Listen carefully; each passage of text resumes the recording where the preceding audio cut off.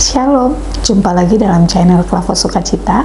Dari tempat ini saya hendak ingin membagikan kebenaran firman Tuhan bagi kita. Oleh sebab itu, sebelum kita membaca kebenaran firman Tuhan, mari kita tunduk kepala, kita bersatu di dalam doa. Kita berdoa.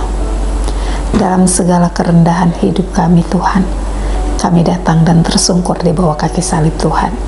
Kami rindu mendengarkan suara Tuhan lewat kebenaran firman yang hendak kami baca dan renungkan selaku persekutuan. Oleh sebab itu Tuhan Yesus, bersabdalah bagi kami ya Tuhan, karena kami telah siap sedia mendengarkan suara Tuhan lewat kebenaran firman yang hendak kami baca dan renungkan secara bersama-sama. Demi Kristus yang sebagai firman yang hidup, kami berdoa. Amin. Pembacaan firman Tuhan bagi kita dari 2 Korintus pasalnya yang ke-10 ayat 5 dan ayat yang ke-6. Saya akan membacakan bagi kita sekalian, dan Bapak Ibu pendengar Klavos dimanapun Anda berada dapat mengikuti setiap kebenaran firman Tuhan ini dengan seksama. Beginilah bunyi firman Tuhan. Sikap Paulus.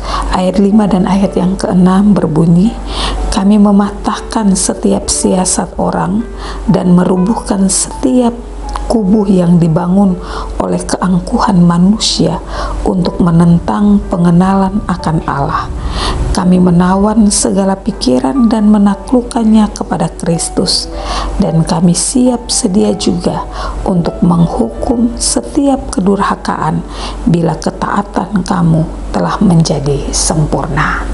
Sampai demikian jauh pasal kebenaran firman Tuhan yang dikatakan berbahagia kita semua yang mau membaca, mendengar, merenungkan, bahkan terlebih istimewanya lagi ketika kita mau melakukan kebenaran firman itu dalam hidup dan kehidupan kita hari lepas hari.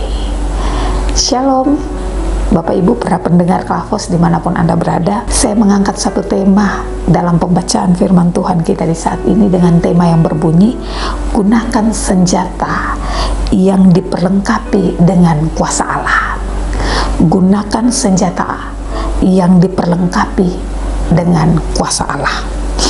Nah Bapak Ibu saudara-saudari pendengar Klavos yang diberkati oleh Tuhan, surat Rasul Paulus kepada jemaat Tuhan di Korintus ini dimulai ketika adanya sebuah provokasi dan fitnah yang dilakukan oleh sekelompok orang yang tentunya tidak bertanggung jawab, yang meragukan kepribadian, yang meragukan pelayanan, tetapi juga meragukan kerasulan daripada Paulus itu sendiri. Nah bahkan juga Bapak Ibu yang diberkati Tuhan, Paulus ini dia dituduh bahwa hidupnya ini secara duniawi, dan mereka mengatakan bahwa Paulus ini dia hanya berani di bagian belakang saja, atau orang katakan Paulus berani hanya bisa bermain di bagian belakang saja.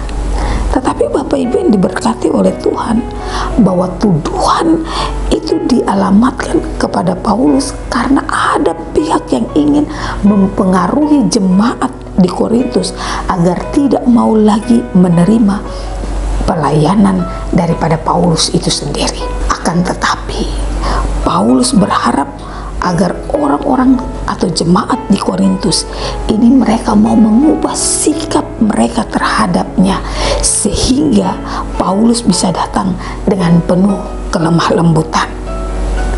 Nah dalam menangani masalah ini, Paulus tidak menggunakan senjata duniawi, dan tentunya Paulus hanya menggunakan senjata yang diperlengkapi dengan kuasa Allah itu sendiri, yaitu dengan cara mematahkan siasat, merubuhkan keangkuhan, bahkan juga menawan setiap pikiran dan menaklukkannya hanya kepada Kristus Yesus itu sendiri.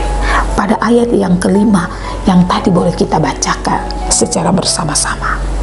Kemudian apa Bapak Ibu yang diberkati Tuhan? Paulus mengakhiri suratnya dengan menekankan bahwa pentingnya sebuah ketaatan. Ketaatanlah yang menjadi akhir atau bukti bahwa apakah seseorang itu sesungguhnya milik Kristus ataukah bukan? Saat ketaatan jemaat Korintus menjadi lengkap, Paulus akan menghukum setiap kedurhakaan pada ayat yang ke-6 tadi. Nah, Bapak Ibu saudara-saudara yang diberkati oleh Tuhan, inilah yang menjadi sebuah pesan Tuhan bagi kehidupan Bapak Ibu dan saya, bahwa dalam kehidupan yang kita jalani, kita sering mengalami berbagai tantangan, baik yang datang dari dalam diri kita sendiri, dari orang-orang di sekeliling kita, maupun dari berbagai sumber yang seringkali tidak kita mengerti. Namun pentingnya adalah bukan kita berfokus pada jenis tantangan yang kita hadapi, namun cara kita menghadapinya dalam hidup dan kehidupan kita selaku orang-orang percaya.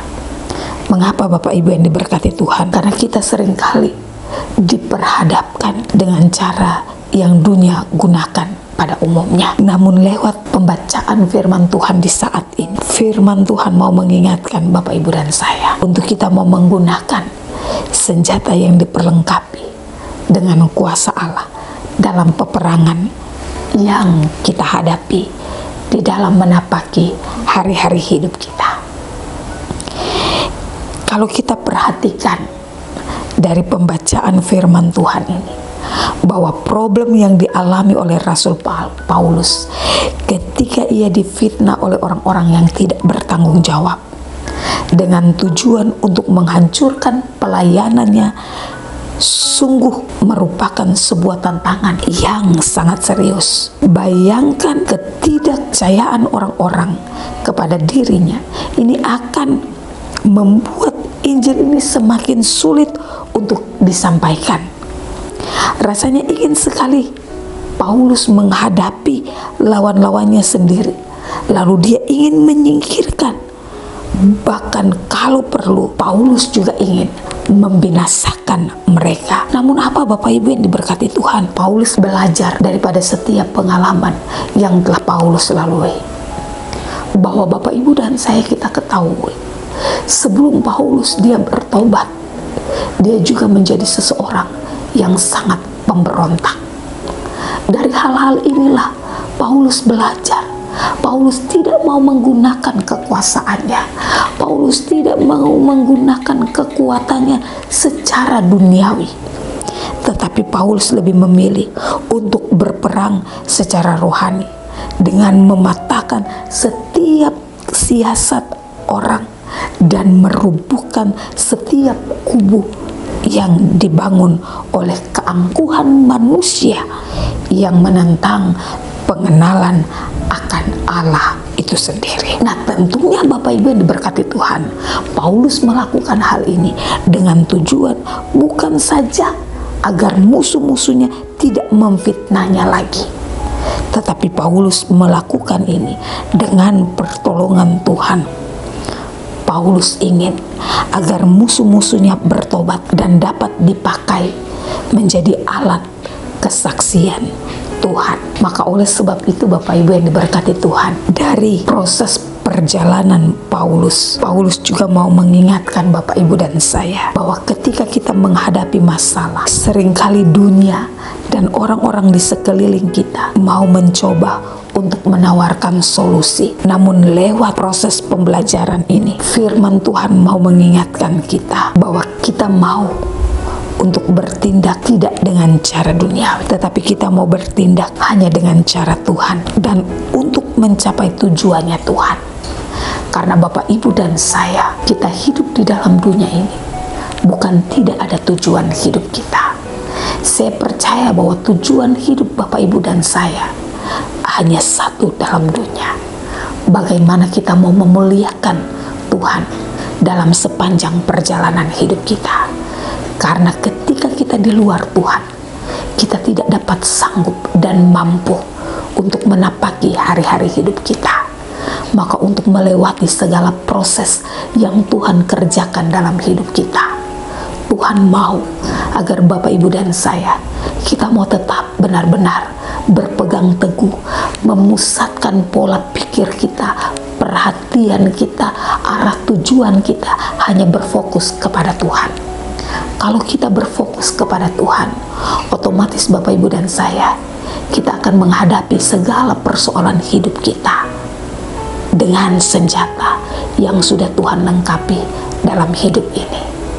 Maka marilah kita mau minta kuasa Tuhan, biar Roh Kudus bekerja dalam hidup kita untuk memampukan kita menapaki hari-hari hidup yang Tuhan percayakan dalam hidup dan kehidupan kita hari lepas hari.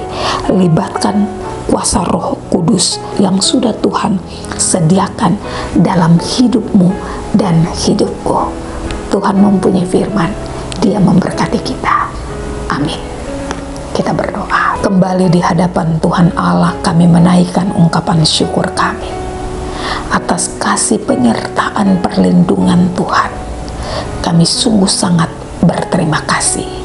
Seiring dengan berjalannya waktu, ketika kami diperhadapkan dengan berbagai persoalan, baik dalam dunia pekerjaan kami, keluarga kami, pelayanan kami jujur di hadapan Tuhan. Ketika kami menggunakan otoritas kami sebagai manusia duniawi, kami merasa kami mampu, kami merasa kami bisa. Namun ketika kami menghadapi banyak hal yang tidak dapat kami selesaikan Tuhan, maka oleh sebab itu, belajar daripada kebenaran firman, kami mau mengandalkan Tuhan. Kalau Paulus boleh mengandalkan Tuhan, kalau Paulus boleh diberkati oleh Tuhan, kami percaya Tuhan, kehidupan kami selaku orang-orang yang percaya dipakai oleh Tuhan untuk menjadi alat kesaksian Tuhan yang kecil di tengah-tengah dunia ini.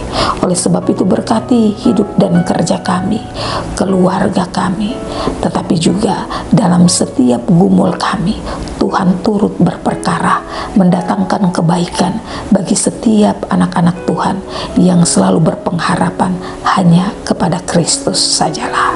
Oleh sebab itu, Tuhan Yesus, kami bersyukur dan berterima kasih. Terpujilah nama Tuhan kini dan sampai selama-lamanya. Amin. Shalom, Tuhan Yesus memberkati.